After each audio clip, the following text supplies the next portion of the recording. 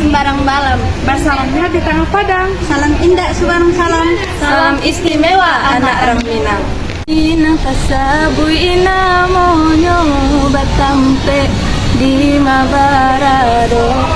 Minang kasabui namonyo batampe di Mabarado. Nan elo budi bahaso nan tuai raso pareso. Nan elo budi bahaso nan tuai raso pareso. Assalamualaikum warahmatullahi wabarakatuh. Ampu suwo, ampu kida, dua ampu, kelompok satu Santiang Bana. Santiang Bana.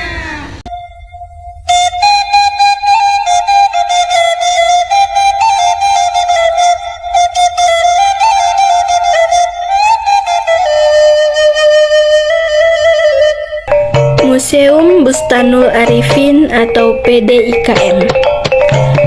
Museum Ko Barado di daerah Silayang Bawah, Kecamatan Padang Panjang Barat, Kota Padang Panjang, Sumatera Barat.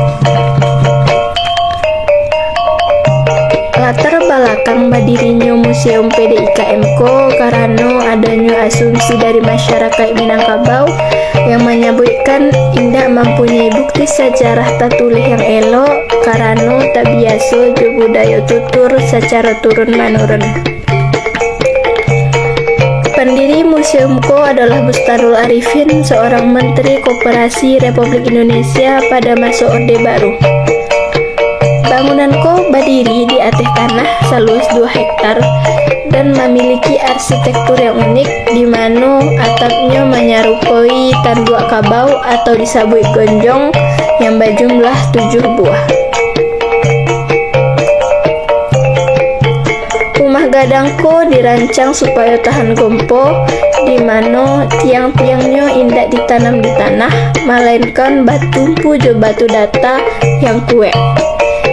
Selain itu, tiang Ko indak disambung jo paku, melainkan jo pasak yang terbuat dari kayu. Di dalam rumah gadang Ko terdapat 9 bilik yang gunanya sebagai tempat tinggal padusi yang alah menikah. Selain itu, ada lolanjar sebagai tempat menerima tamu, anjuang yang berada di ujung kiri kanan rumah sebagai tempat tidur anak gadis, dan ranjang yang berada di halaman rumah gadang berjumlah 4 buah sebagai tempat menyimpan padi, menyimpan cadangan saat paceklik, dan kebutuhan adat lainnya. Kuburan Panjang Ko merupakan kuburan tunggal Datuk Tan Tejo Gerhano dan dipercaya menjadi tokoh arsitektur untuk Balai Adat Balairung Sari Tabek jo bangunan rumah gadang. Kuburan Tan Tejo Gerhano ditampek cagar budaya iko kabanyo adalah utusan Raja Sultan Iskandar Zulkarnain dan ditugaskan untuk mencari anaknya Sultan Suri Maharajo Dirajo. Pencarian Tan Tejo Gerhano babuah setelah perjalanan nan panjang. Inyo basobok jo Sultan Suri Maharajo Dirajo di sebuah tampek nan banamo Pariangan. Indahnya Pariangan membuat Tan Tejo Gerhano indak babaliak ke nagari asalnya Banuruhun, tapi inyo diagih tugeh dek Sultan Suri Maharajo untuk membangun tampek tinggal.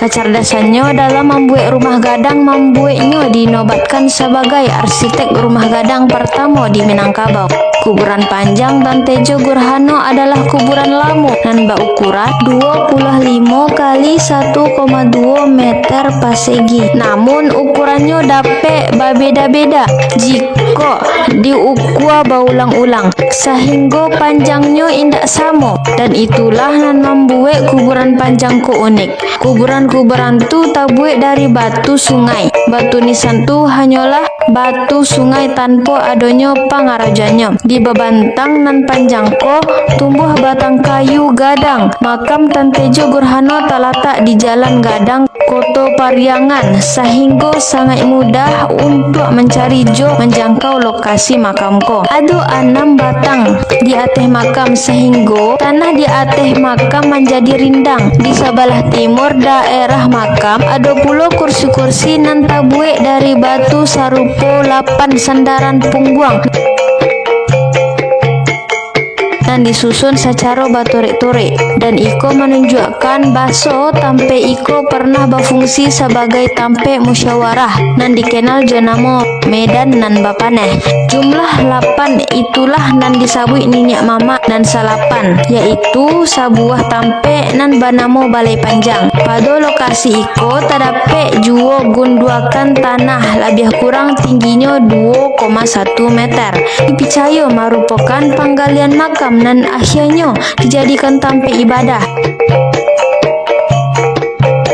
Istana Baso Pagaruyung. Istana Baso Pagaruyung adalah sebuah istana tampe tinggal raja nan dibangun pada abad ke-7 Baleh. Terletak di Kecamatan Tanjung Emas, Kota Batu Sangka, Kabupaten Tanah Datar, Sumatera Barat. Istana Basoko berjarak lebih kurang 5 km dari pusat kota Batu Sangka. Mulanya, istanoko dibangun di Bukit Batu Patah, tapi tabaka ketika terjadi Perang Padri tahun 1800 sampai. Istana baru sempat dibangun balik, tapi tabaka balik pula pada tahun 1976. Dahulunya, istanoko menjadi tempat tinggal sekaligus pusat pemerintahan raja-raja Minangkabau dari Kerajaan Pagaruyung. Istana Pagaruyung diyakini tagak pada tahun 1347 yang raja pertamanya bernama Adityawarman. Istana Pagaruyung dan dapat dikunjungi di Kabupaten Tanah Datar kiniko adalah replika dari istana aslinya dan hancur dek tabaka pada tahun 1976. Istana Baso Pagaruyung ko berbentuk rumah gadang, langkok jogonjong, ujung runciang di bagian atok bak tanduk. Ada 72 tonggak jo sebaleh lonjong. Bangunannya punya ciri khas khusus dan berbeda dari rumah gadang lainnya. Ciri khas tu dapat dicaliak dari bentuk fisik bangunan dan dilengkapi jo ukiran falsafah alam jo budaya Minangkabau. Ruang bangunan istana ada anjuang atau panaian lantai di sisi suwok jo kida. Istanoko punya 3 lantai. Di lantai 1, istana ada ampek buah tiang dan tagak di sebelah suwok jo kida janjang, melambangkan bahwasanya mulanya ada ampek suku ketek di Minangkabau, ialah Koto, Piliang, Bodi, Jo, Caniago. Sarato punya 9 ruang, satu di antaranya digunakan untuk memasak. Di lantai 2 ada anjuangan paranginan berfungsi sebagai tampek putri raja dan alun manikah. Atok dari istana masih terbuat dari bahan ijuak sehingga masih tergolong tradisional. Di lantai 3 ada mahligai, berfungsi sebagai tampek penyimpanan alai-alai kebesaran raja serupa mahkota kerajaan. Peti-peti di istana dulunya merupakan tampek penyimpanan barang-barang raja. Batu Batikam adalah salah satu cagar budaya di Jorong Dusun Tuo, Nagari Limo Kaum, Kabupaten Tanah Datar, Sumatera Barat.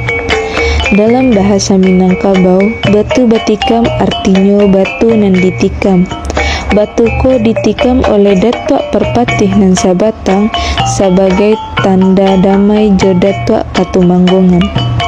Nan basilang pendapat soal adat antara Koto Piliang jo Bodi Caniago.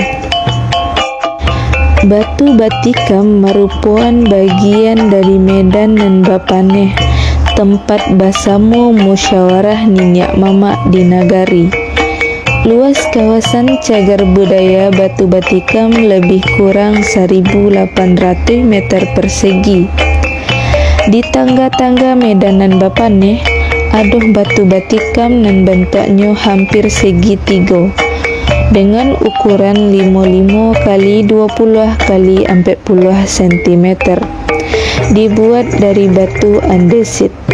Sekeliling batu batikam adoh susunan batu nan disusun sebagai sandaran duduk, bentuknya persegi panjang dan melingkar. Batu batikam ko jadi salah satu bukti keberadaan tamadun Minangkabau di zaman dulu. Malah dipercaya sudah adoh dari zaman Neolitikum. Batu batikam ko juga adalah lambang dari pentingnya musyawarah, mufakat dan perdamaian dalam adat Minangkabau. Datuk Perpatih nan Sabatang jo Datuk Ketumanggungan adalah dua orang saudara, lain bapak tapi sama ibu.